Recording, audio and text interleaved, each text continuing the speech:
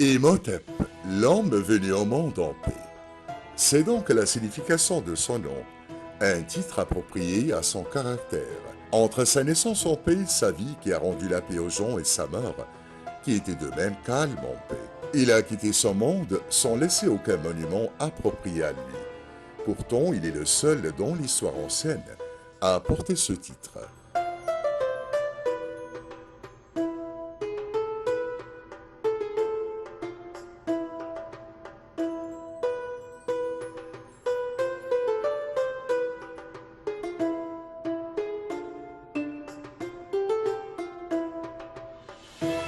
Imhotep était un ingénieur géant créatif à son temps, né au village d'Enchtau, à proximité de la ville de Memphis, capitale de l'Égypte ancien pharaonique. Actuellement l'endroit d'El Badrachine, au gouvernorat de Gizeh.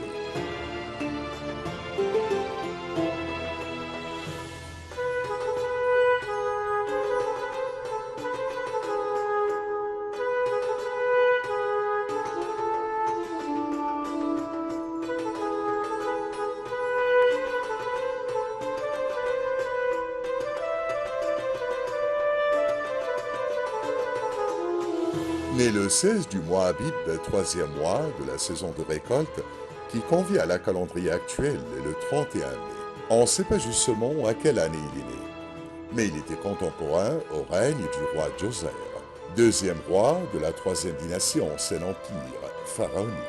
Ce roi, très fameux et connu dans l'histoire ancienne, a régné entre 2630 à 2611 avant Jésus-Christ. Le père d'Imhotep était un ingénieur architecte très fameux, nommé Kanouver.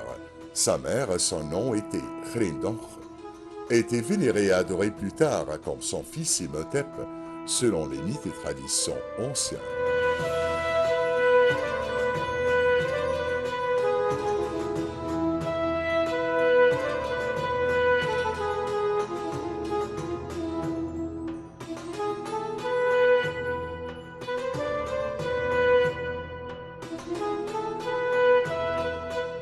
Imhotep a réussi à occuper sa position supérieure au palais royal, car il était parmi la minorité qui sait lire et écrire, et qui formait 1% de la société tout entière.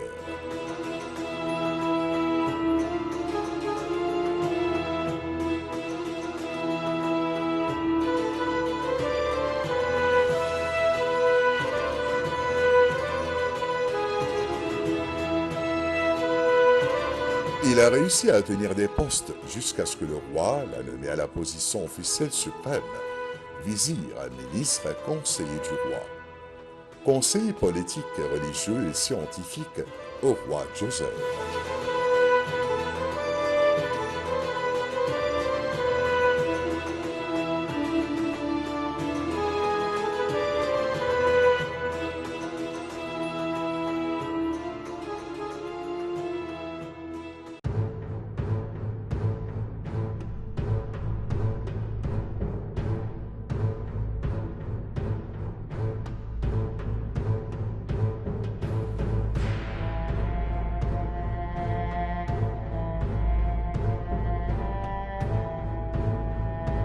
Et lorsqu'il a érigé la première pyramide construite au monde, dédiée au roi Djoser à Saqqara, il était donc nommé à la position suprême directement après le roi, Dieu sur terre.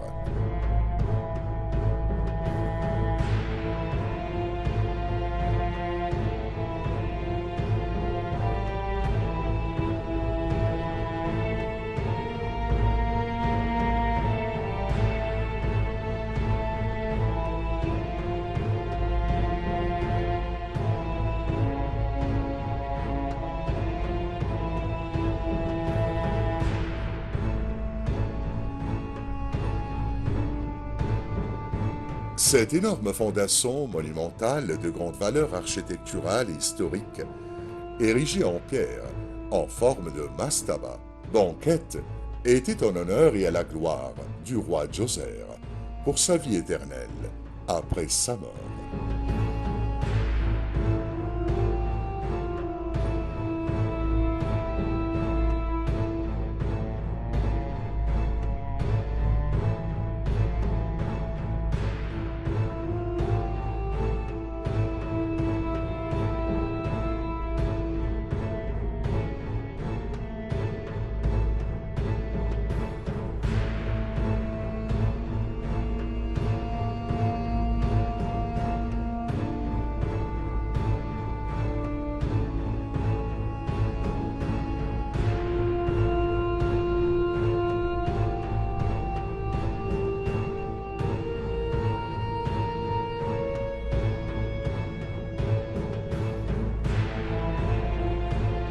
Selon les cultes et traditions anciens, nos ancêtres et les pharaons étaient habitués à enterrer les rois dans une tombe qui a pris cette forme pyramidale pour la première fois dans l'histoire grâce à l'architecte géant créatif. Il était donc le seul et le premier dans l'histoire à faire ce grand changement architectural. Pyramide à degrés sous forme de mastaba. Imhotep a débuté sa construction pour cette pyramide gigantesque sur 2 phases, pour un espace du temps de 20 ans. Au début, une petite pyramide, ensuite a élargi la construction pour avoir cette forme actuelle.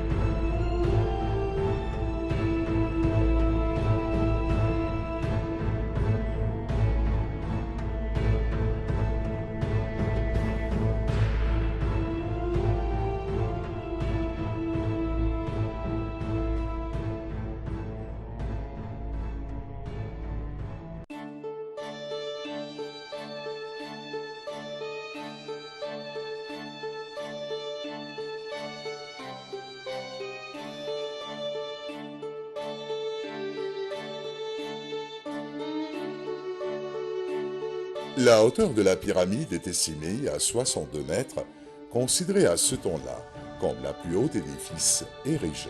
L'apogée architecturale de ce géant ingénieur créatif réside qu'il a fallu 100 ans de sa construction pour ériger une autre pyramide plus grande par ses successeurs.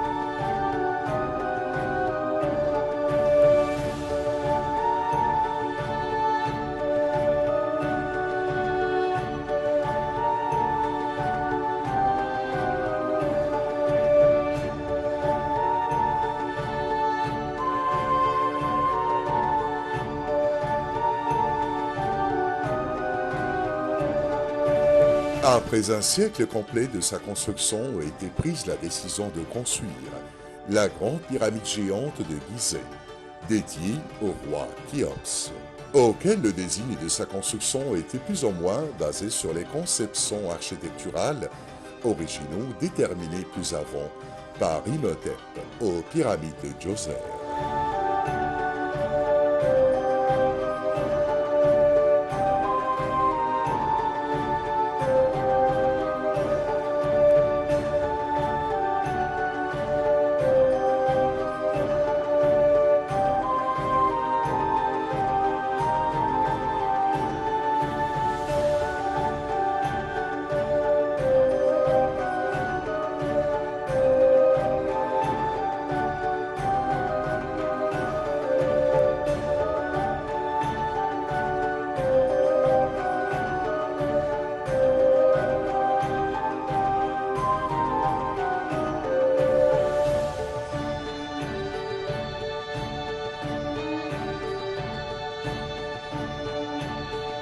Imhotep, dans sa construction de la pyramide, ne s'intéressait non seulement à la partie supérieure de la pyramide, apparue sur sol, mais il accordait une grande importance à la partie sous-sol d'enterrement, pour la protection de la momie du roi et ses mobiliers funéraires, de ne pas être ni pillés ni volés par les voleurs des tombes, dans son voyage éternel après sa mort.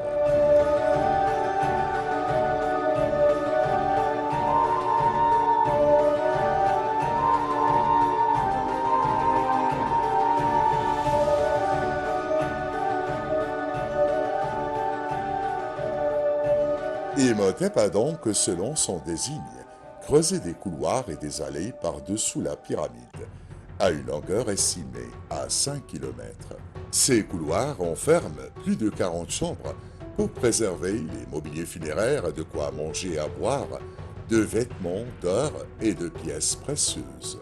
Et pour détourner les pilleurs des tombes, il a fait des fosses allées enfermées à leurs extrémités par des portes et dalles de pierre. Pour la chambre principale d'enterrement du roi, il a posé par-dessous un pilier qui s'étend à 60 mètres sous sol et l'a enfermé de tous côtés. Au-dessus de cette chambre a déposé une dalle de pierre qui pèse 3,5 tonnes.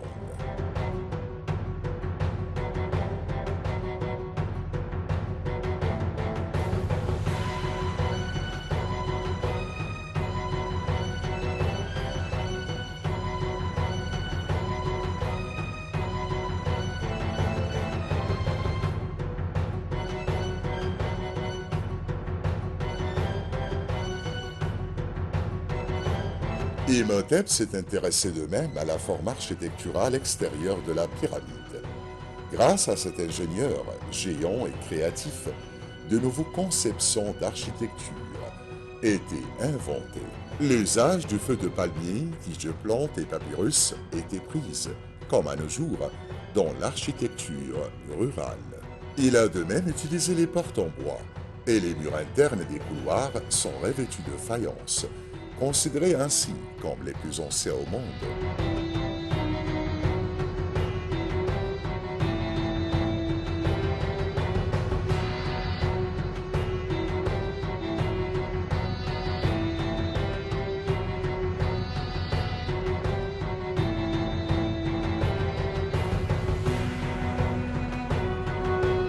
La technique de coller et déposer ces plaques de faïence est à travers des trous auxquels sont passés des fils en laine pour être attachés l'un à côté de l'autre. Un artefact antique de ce genre est exposé aujourd'hui au musée d'antiquité égyptienne au Caire.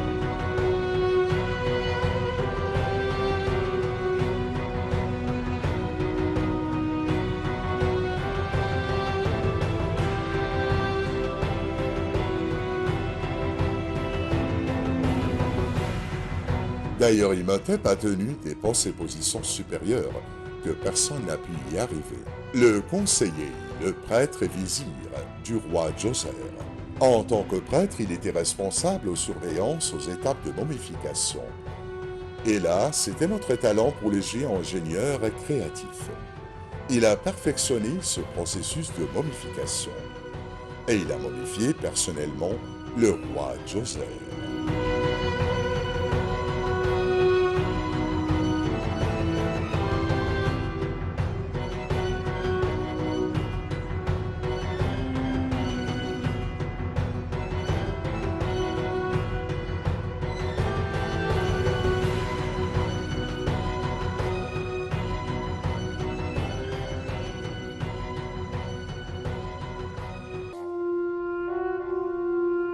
Sa maîtrise de la médecine et d'anatomie était claire et a jailli pour les scientifiques et archéologues lors de la découverte de la tombe du roi Djoser en 1934 après Jésus-Christ.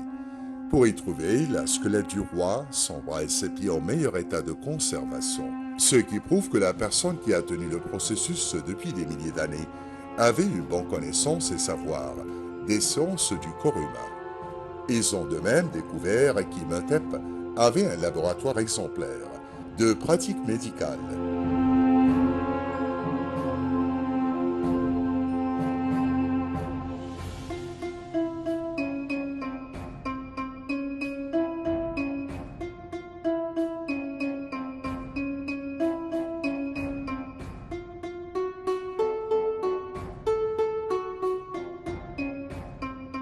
En 1990, Dr Zahi Hawass a découvert au pied des pyramides de Gizeh, il y a quelques mètres, un enterrement collectif des travailleurs égyptiens fondateurs des pyramides.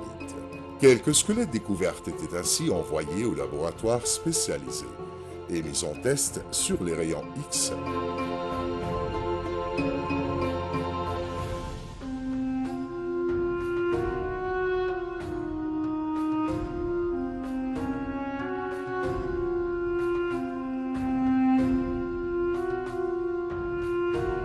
Et là, on a donc découvert que c'était pour des patients de blessures corporelles, mais ils étaient bien traités. Des fractures de l'os de la main étaient soignées Un pansement a été fait pour ses mains cassées.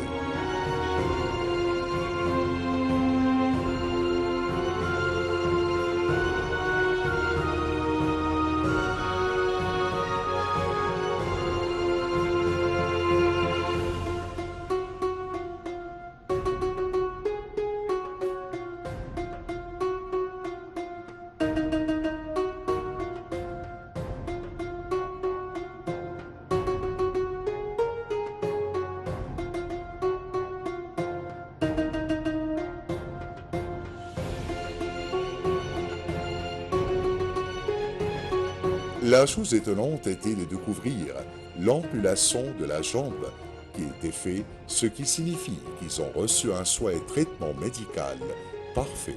Mais ce qui a vraiment ébloui les scientifiques et archéologues, c'est de découvrir des patients qui ont souffert du cancer.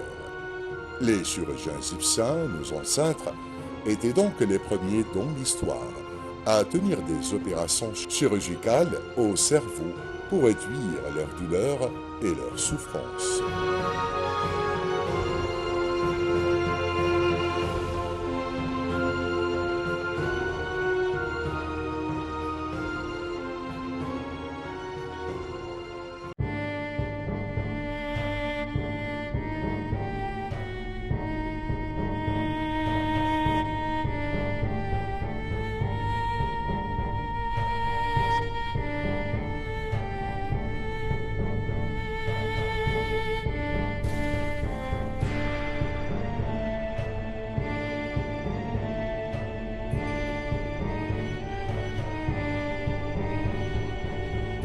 Comme il était le fondateur de la première pyramide construite et érigée au monde, Imhotep a de même joué un grand rôle à soulager les peines et souffrances d'un grand nombre de travailleurs. Il était chef de médecine du premier centre de traitement connu au monde.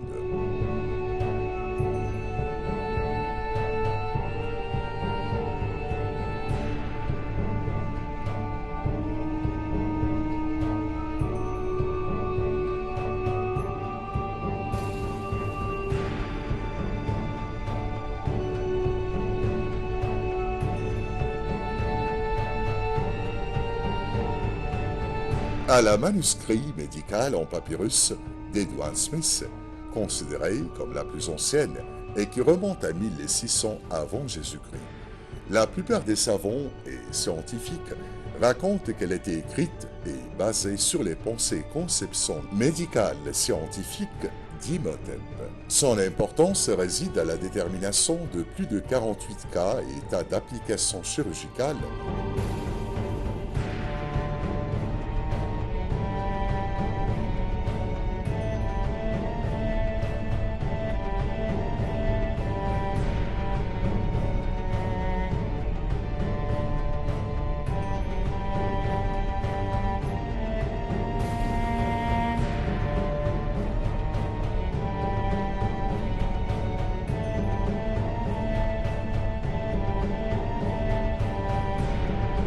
de détermination diagnostique primaire et secondaire, des symptômes de maladie, des moyens de traitement, et enfin de terminologie, de critique et de description. Tout ceci figure qu'Imhotep a pratiqué la médecine, mais aussi il était le pionnier à ce domaine, plus avant même d'Hippocrate, nommé le père de la médecine.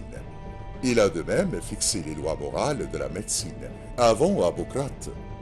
Sa locution célèbre: ne te moque pas de la personne malade ou handicapée, ni de la personne qui a perdu sa vue, ni du malade mental, son esprit est avec Dieu.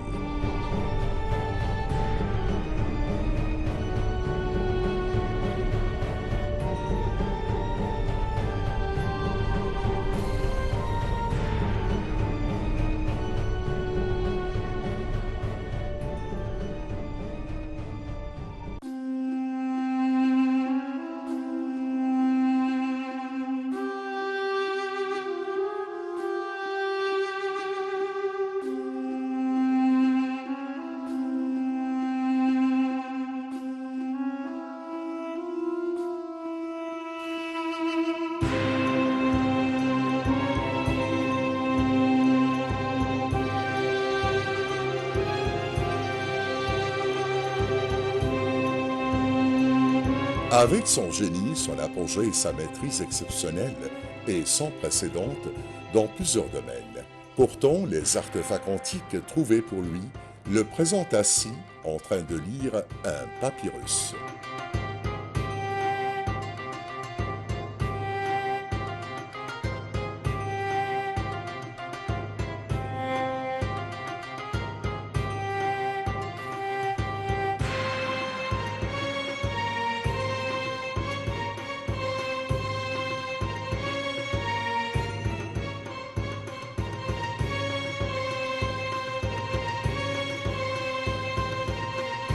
Grâce à son génie architectural et scientifique et sa maîtrise dans la médecine, Imhotep était donc vénéré comme dieu de la médecine et de la science après plus de 2000 ans de sa mort, à l'époque ptolémaïque. Les Grecs l'ont ainsi adoré et ils voyagèrent à sa tombe à la demande de traitements. Des légendes et histoires étaient ainsi racontées sur lui. Les historiens l'ont considéré pour longtemps comme une légende imaginaire dans l'histoire.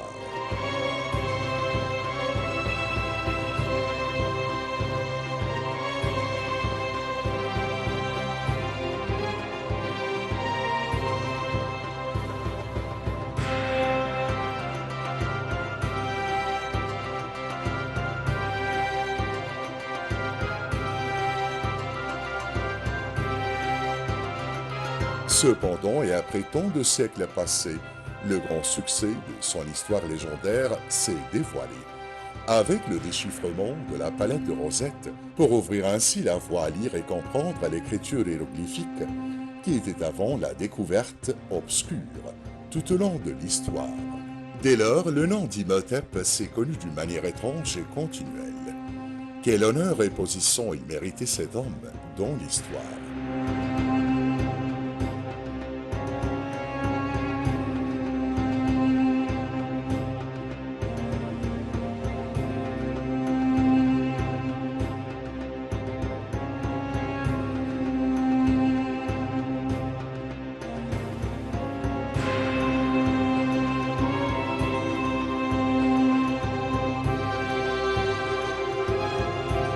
En 1926, l'archéologue Roussel-Sil a découvert la base d'une statue du roi Djoser, gravée en relief le nom d'Imhotep, avec ses titres de position suprême que personne n'a pu atteindre tout au long de l'histoire. Le conseiller du roi de la Haute-Égypte, le premier suivant le roi de la Haute-Égypte, fondateur du palais gigantesque, directeur du Grand Palais.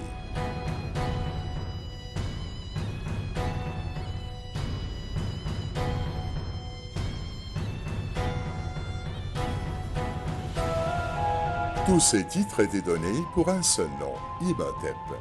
L'ingénieur génial, maître de la médecine, le grand philosophe, et plus tard vénéré comme divinité égyptienne. Imhotep avait beaucoup d'écritures dans divers domaines. Il faut ainsi lui rendre hommage pour ses inventions intégrées à la langue ancienne pharaonique. Il était donc le premier à faire connaître les verbes dans la langue, autant que la langue connue était sous forme d'images et dessins. Par exemple, le dessin de l'œil, pour désigner ainsi le verbe voir. Le dessin d'un homme, à la suite des outils d'écriture, désigne un écrivain. Par contre, si les outils sont suivis par un papyrus, cela signifie le verbe et l'accent d'écriture. Un grand remerciement et hommage rendu pour notre génie, grand savant, maître de la médecine, et pionnier à diffuser le savoir et la connaissance à l'humanité. Le nom d'Imhotep lié à l'Égypte reste ainsi à toujours gravé dans la mémoire et la pensée des générations, ce qui nous rend fiers, nous les Égyptiens, de notre civilisation gigantesque très ancienne et sans précédent.